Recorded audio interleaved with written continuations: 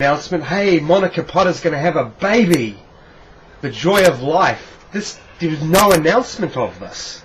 Yeah. Instead it was, Monica's betrayed us and she's going to leave the organisation and we're going to have to work harder because she's betrayed the trust. That's the viewpoint. There was never the word love spoken in one single conversation. Yeah. No, it's do this. You know, I'd look out on the public Scientologists. At least they had the option to have that. Yeah. As a staff member, that in the SEAL, there wasn't that option. You could have a relationship. You could have love.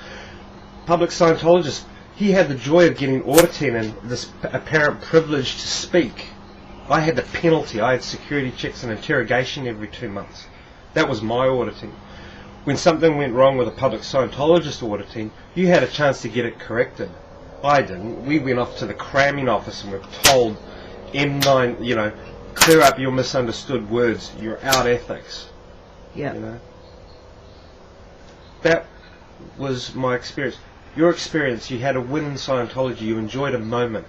You could go to a cafe and talk to your friends.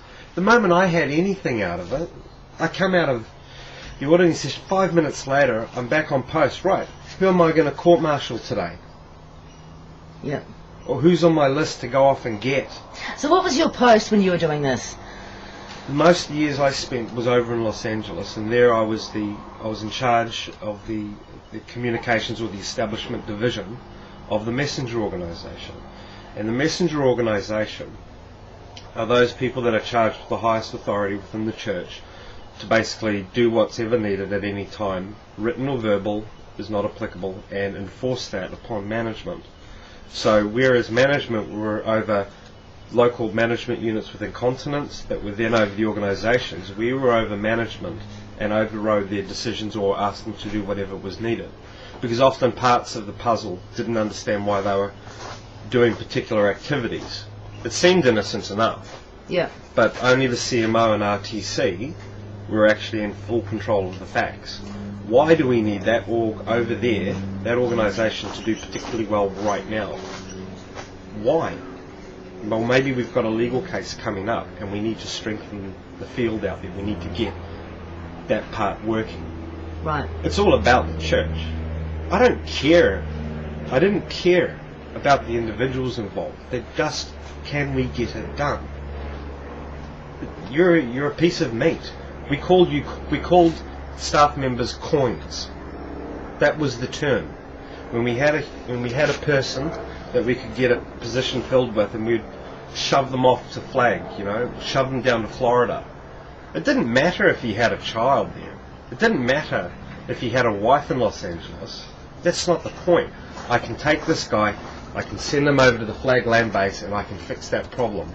And then he starts screaming about the fact that he's away from his family. It's like, excuse me, SEAL policy says you will do anything required of you in the name of the SEAL, and you will do it. If you don't, you're in ethics conditions. Do you have doubts about being a SEAL member? You have doubts? You're a suppressive person. Do you want to be declared? We're going to have to tell your wife and kids that. And then you separate them off. Right, your communication's over. Talk to the wife. I'm sorry, but your husband has decided that he's got doubts on the SEAL. He's not willing to perform his duties. And, you know, we've done a security check on him, and I'm sorry to tell you, but he's actually thought about going out 2D on you. He's thought about other women. Right. You know, he's not really in line with the purpose anymore. And sadly to say, you're not part of his equation anymore either. You can do something about this. You can leave him and stay in the SEAL. You can do this. And sure enough, she sits down there and goes, geez, why did he go to Florida and walk away from me? And then she takes a look at it. Was he a good father? Oh, I never got to spend time with him anyways. What value is he really as a partner? Because there is no value, because you don't have time to have a relationship. So it's not hard for that person to go, right, I will divorce.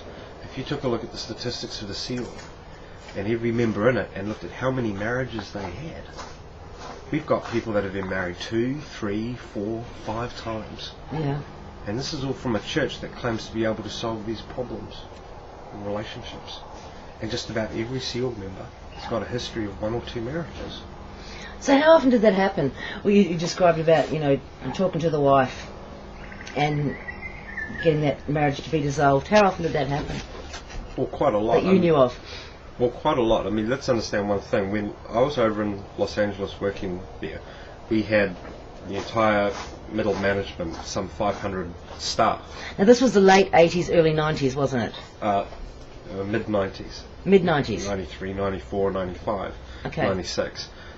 We had around 500 staff. Now, if you could imagine for a moment, possibly having each staff member being in some serious trouble perhaps twice in a year. That equated to 1,000 incidents per year. Over my 3-year period there, that's some 3,000 incidents. Now, this staff member over here may hear about something, but from my position in the communications office, we're the ones who are dealing with it every day. Yep. So I dealt with this quite a lot. How many instances, you asked? I couldn't even give you a figure. It would be, if we were going to talk about specific incidents of sitting a guy down about his marriage, or the issue with talking to his family, Yep. then we're talking hundreds. Right. Some of these young kids, they're all from around the world. They've got no other hope other than the hope that we give them. They've been told to disconnect. Their families are asking for them back. They want them back for Christmas. Yep. We don't want them to go away on Christmas because we know if we send them away, if we allow them to go, there's a high probability that they're not going to want to come back. So don't let them go in the first place. Right. Now, what happens is the family arcs up, goes, come on, you're entitled to several weeks leave per annum, come back, have it. What I would do, give them a security check, give them an interrogation. I'm sorry, but you did this wrong. You're going to have to do conditions, you're going to have to do liability. This could take you several months. We can't approve your request for leave. Denied. And then the family starts sending letters. What are you involved in that you can't even take time off? I receive the letter. All communications to the staff from the public are monitored. I see the communication. I go, oh God, they're going to get him out. So I pull the staff member in, put the letter over here. Excuse me, your family, I think, is anti you being here. And they'll look down and go, God, I know. They know it. Of course they're anti them being there. They haven't been able to see them in a year or two. Yeah. And you talk to them and you go, well, what you're doing here in the SEAL, in Scientology, is far more important than your immediate family. Let's get them on the phone and talk to them. And you coerce them into talking with them, giving them a public relations story. Oh, I will come back in a month or two. Another month or two goes past. They start getting angry. They start making phone calls. You start blocking off those calls. And finally you tell the staff member, you know what? It's time to disconnect. They're really against you being here. And guess what? The staff member goes, you know what? They're right. Because I talk to them and they just yell and scream at me now and start criticising Scientology. They must be crazy. So disconnect. Okay, disconnect. Good. Fair roads, fair weather. You only write them once a month. Talk about how great it is. Tell them you're having fun. You don't want to get them upset about you. Eventually the family line disappears. And then one day this person wants to think about leaving the SEAL, and how are they supposed to? They've got nowhere to go in life. They don't have bank accounts, they don't have credit cards, they don't even know what's going on out in the world. There's no newspapers, there's no television, there's no magazines. They're completely dependent upon now the life that you give them. Yeah. Yep. What do you do as a human being? If you even know you're a human being anymore. If that concept is still real to you. You haven't gone off and played sports. You haven't sat and been to a movie together. You've worked 14 hours a day. You're a machine now. Yeah. And machines don't have the luxury of thinking. You just do. You just do. Yeah. So tell me, what's your take on DM being responsible for this, as opposed to, say, LRH and Scientology itself? Oh, it's good for somebody to point the finger and blame that one man in his entirety